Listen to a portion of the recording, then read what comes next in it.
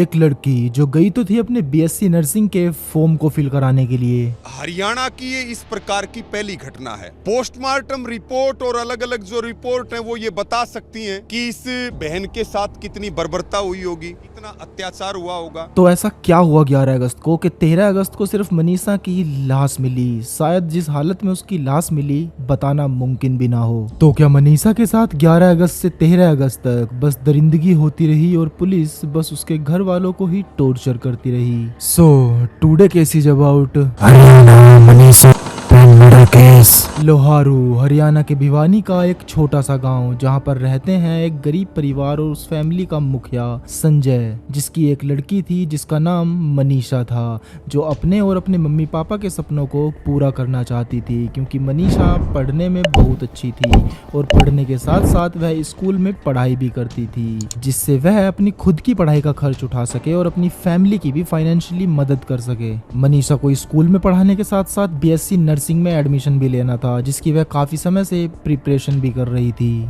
11 अगस्त 2025 जब मनीषा रोजाना की तरह स्कूल में बच्चों को पढ़ाने गई तो उसे पता चला कि वहां पास ही के कॉलेज में बीएससी नर्सिंग के फॉर्म फिल हो रहे हैं। तो उसने अपने पापा को कॉल कर सारी बात बताई कि आज मैं अपने कोर्स की डिटेल्स लेने इस कॉलेज में जाऊंगी। तो उसके पापा ने भी कह दिया कि ठीक है, आराम से जाना और जल्दी घर पहुंच जाना, क्योंकि उसके पापा भी मजदूरी किया करते थे और पास ही के गाँव में काम करने के लिए गए हुए थे। तो मनीषा कॉलेज पहुंच जाती है। अब समय बीतने लगा। जब शाम के समय संजय घर आता है तो वह मनीषा को नहीं देखता है और वह पहले तो बहुत ज्यादा गुस्सा हो जाता है कि मनीषा अब तक घर पर क्यों नहीं आई। तो वह मनीषा को कॉल करता है, मगर मनीषा को कॉल करने के बाद उससे बात नहीं कर पाता। तो संजय घबरा जाता है और परेशान होकर वह उसी कॉलेज में पहुंच जाता है जहां पर मनीषा एडमिशन के लिए गई थी। संजय वहां पर पहुंचकर वहां के गार्ड से सारी बात बताता है और उससे पूछता है, मगर गार्ड कहता है कि यहाँ पर कोई लड़की नहीं आई और वहीं 3 लोग बैठे हुए थे जो दारू के नशे में एकदम धुत थे। तो संजय उन तीनों को देखकर उन पर डाउट करने लगता है कि कहीं मनीषा के साथ कुछ गलत तो नहीं हुआ, कि कहीं वो किसी खतरे में तो नहीं है। तो संजय तुरंत कॉलेज के गेट से बाहर निकलता है और पुलिस को कॉल कर देता है और पुलिस भी वक्त रहते वहां पर तुरंत पहुंच जाती है। और जब पुलिस गार्ड से पूछताछ करती है तो गार्ड फिर से मना कर देता है और वहीं पर सीसीटीवी को भी दिखाने से मना कर देता है कि अभी स्टाफ नहीं है, रात हो रही है, आप कल आना। और पुलिस बड़ी ही नरमी से वहां से जाने लगती है और संजय से कहती है कि आप घर जाइए, मनीषा घर आ चुकी होगी या अपने किसी फ्रेंड के यहाँ रुक गई होगी, नहीं तो हम कल आकर वैसे भी सीसीटीवी चेक करेंगे ही। मगर संजय का मन नहीं मानता और वह उसे खुद से ढूंढने लगता है। और संजय अपने रिलेशन वाले और अपने सभी गाँव वालों से यह बात बता देता है कि मनीषा मेरे घर से गायब है, उसे ढूंढने में मेरी मदद करो। और तभी 2 पुलिस वाले संजय से मिलने आते हैं और कहते हैं कि हर पुलिस स्टेशन में लिखित कंप्लेंट दे दी जाए और फिर हम सब भी उसे ढूंढने में लग जाएंगे। अब अगला दिन यानी 12 अगस्त आ जाती है और संजय अब तक अपनी कंप्लेंट दे चुका था, मगर उस पर अभी तक कुछ खास सुनवाई नहीं हुई थी। तो संजय के घर वाले और भी बहुत सारे लोग पुलिस स्टेशन पहुंच जाते हैं और पुलिस से इस बारे में सख्ती से पूछने लगते हैं, मगर कुछ कांस्टेबल यह कहकर उन्हें वहां से भगाने की कोशिश करते हैं कि आप लोग इतना परेशान मत हो, मनीषा किसी के साथ भाग गई होगी और चंद दिनों में शादी का कार्ड भेज देगी या तो फिर वो खुद ही आ जाएगी। इतना सुनकर संजय और गांव वाले और ज्यादा गुस्सा होते हैं, क्योंकि गांव वाले और संजय के मुताबिक मनीषा बहुत ही अच्छी लड़की है और फिर वह सभी लोग मनीषा को खुद ही ढूंढने लगते हैं। 13 अगस्त 2025 मनीषा को गायब हुए अब तक 2 दिन हो चुके थे और मनीषा का अब तक कोई अता पता नहीं था। पुलिस के पास एक कॉल आती है कि यहाँ खेतों में एक बॉडी मिली है और यह बॉडी बहुत ज्यादा भयानक है, तो आप लोग जल्द से जल्द आ जाएं। अब पुलिस मौके पर तुरंत ही पहुंच जाती है और वहां पर देखती है कि एक 20 से 25 साल की लड़की जिसका बस जबड़ा दिख रहा है और उसके बाल जबड़े में फंसे हुए हैं और उसकी बॉडी पर बहुत सारे घाव हैं। और इतना ही नहीं, उस बॉडी को एसिड से जलाया भी गया था जिससे कोई सबूत बाकी ना रहे। अब सब कुछ देखने के बाद और संजय की बताई हुई पहचान को आइडेंटिफाई करने के बाद पुलिस संजय को कॉल कर ये सब बताती और संजय और बाकी गाँव वाले और भी बहुत सारे लोग वहां तुरंत पहुंच जाते हैं।